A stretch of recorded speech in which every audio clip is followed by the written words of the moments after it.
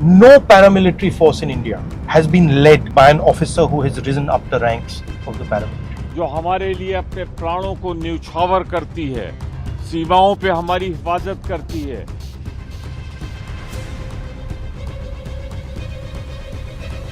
संसद सिर्फ कानून बनाने की जगह नहीं बल्कि जनता की आवाज उठाने का मंच भी मानी जाती है। यहाँ जनप्रतिनिधि उन मुद्दों को सामने रखते हैं जो आम लोगों के जीवन को सीधे प्रभावित करते हैं। लेकिन कई बार कुछ फैसले ऐसे भी हो जाते हैं जो भरोसे के बजाय असमंजस और सवाल भी खड़े कर देते हैं। एक भी ऐसी पैरामिलिट्री फोर्स नहीं है जिसकी टॉप लीडरशिप उन्हीं के अंदर से आई है। टॉप लीडरशिप पैरामिलिट्री फोर्सेस पर इम्पोज की जाती है, ये बिल्कुल गलत है। Why is it wrong? Because paramilitary forces have certain skills, certain understandings.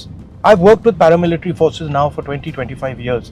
They look after my security. They have particular niches they work in. ITBP has a particular skill. BSF has another skill. CRPF has another skill.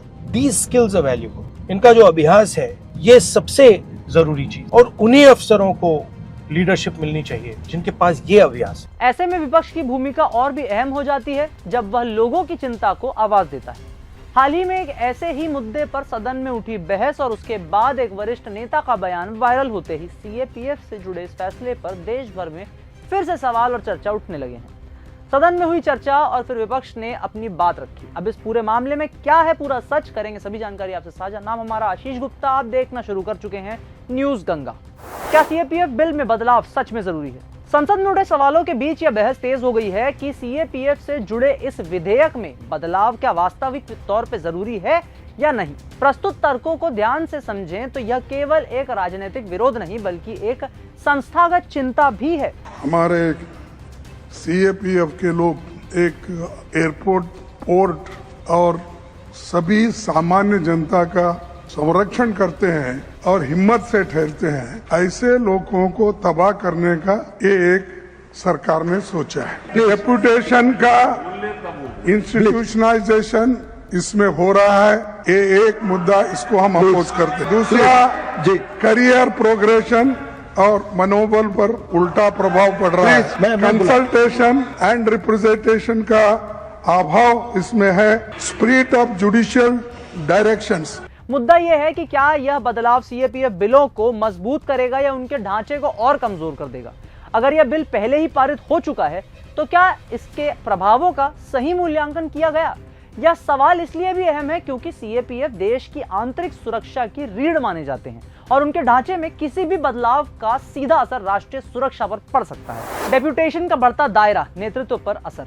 विधेयक में वरिष्ठ पदों पर deputation को संस्थागत रूप देने की बात सामने आती है। इससे यह चिंता बढ़ती है कि सीएपीएफ के अपने कैडर अधिकारियों के लिए नेतृत्व के अवसर सीमित हो जाएंगे।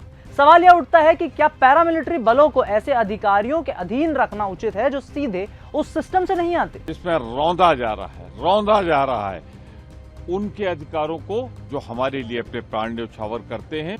जब आईपीएस अधिकारियों को शीर्ष पदों पर प्राथमिकता मिलती है तो क्या यह सीएपीएफ के भीतर असंतुलन पैदा नहीं करता? यह बहस इसलिए भी महत्वपूर्ण है क्योंकि यह केवल पदों की नहीं बल्कि पहचान और अधिकार की भी लड़ाई बनती जा रही है। करियर, मनोबल और जमीनी हकीकत। कठोर डेप्यूटेशन ढांचा सीएपीएफ अधिकारियों के करियर ग्रोथ को प्रभावित कर सकता है। प्रमोशन के सीमित अवसर और नेतृत्व में बाहरी हस्तक्षेप मनोबल को कमजोर कर सकते हैं। वहीं अगर हम देश भर में पुलिस व्यवस्था की स्थिति देखें तो अक्सर सवाल उठते हैं, चाहे वह कार्यशैली हो या संबंधों की कमी हो। ऐसे में यह चिंता स्वाभाविक है कि क्या पैरामिलिट्री बलों को उसी ढांचे के अधीन लाना एक सही निर्णय होगा। सरकारी संस्थाएं हो चाहे गैर सरकारी संस्थाएं हो, इनके मन मुताबिक चले, इसीलिए ये अमेंडमेंट लेकर आया जा रहा है। और जिस तरह से कैफ बिल भी जो आ रहा है, जहाँ पे हमारे जो सीपीआर, हमारे जो जवान हैं, जो हमारे बीएसएफ में जो फोर्सेस हैं, हमारे जो सीआरपीएफ के लोग हैं, जितनी भी सुरक्षा बल है पुलिस से रिलेटेड, इनके ऊपर भी जिस तरह नकेल कसने का काम कर रहे हैं, जिस तरह जिन लोगों ने अपनी जान गंवाई, चाहे वो बॉर्डर्स पे हो चाहे वो नक्सलवाद के खिलाफ हो, जिन लोगों ने अपनी जानें गंवाई हैं उनको डीमोटिवेट करने के लिए, उनको निरंतर मतलब उनके हक और सम्मान नहीं देने के लिए ये बिल लेकर आया जा रहा है। और इसी श्रेणी में ये जो फॉरेन रेगुलेशन बिल आ रहा है कॉन्ट्रीब्यूशंस का, मैं समझती हूँ ये भी कहीं ना कहीं गैर संस्थानिक संस्थाएं जो अच्छा काम कर रही है उसमें नकेल कसने का काम है सरकार कर रही है। मानसिक और आर्थिक दृष्टि से भी यह सवाल उठता है कि क्या इससे सीएपीएफ कर्मियों को बेहतर अवसर मिलेंगे या उनकी स्थिति और भी चुनौतीपूर्ण बना दी जाएगी। न्यायिक निर्देश और प्रतिनिधित्व का सवाल। यह भी तर्क दिया जा रहा है कि यह विधेयक सर्वोच्च न्यायालय के पूर्व निर्देशों की भावना के विपरीत है, जिसमें सीएपीएफ को ऑर्गेनाइज्ड ग्रुप ए सर्विस यानी कि ओगैस के रूप में मान्यता दी गई थी और डेप्यूटेशन को सीमित करने की बात कही गई थी। ऐसे में यह सवाल उठ रहा है कि क्या इस बदलाव से न्यायिक संतुलन प्रभावित होगा।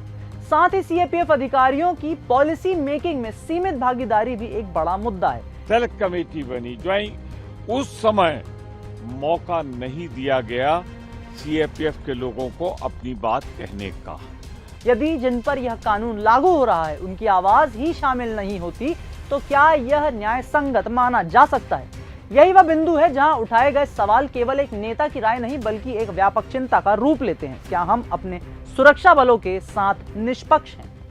ये जो सवाल है ये विचारणीय है और आपके इसमें जो भी विचार है हमारे कमेंट सेक्शन आपके लिए खुले हुए हैं। कृपया आए और अपनी बात खुलकर सबके सामने रखें। वीडियो पसंद आए तो इसे लाइक करें, शेयर करें, अपने दोस्तों को देश की स्थिति के बारे में भी अवेयर करें और चैनल को सब्सक्राइब करना ना भूलें। अगर आपको यह हमारा वीडियो पसंद आया हो तो इसे लाइक और शेयर करना बिल्कुल ना भूलें। साथ ही हमारे चैनल न्यूज गंगा को सब्सक्राइब और फॉलो जरूर करें ताकि देश और दुनिया की हर बड़ी खबर आप तक सबसे पहले पहुंचे।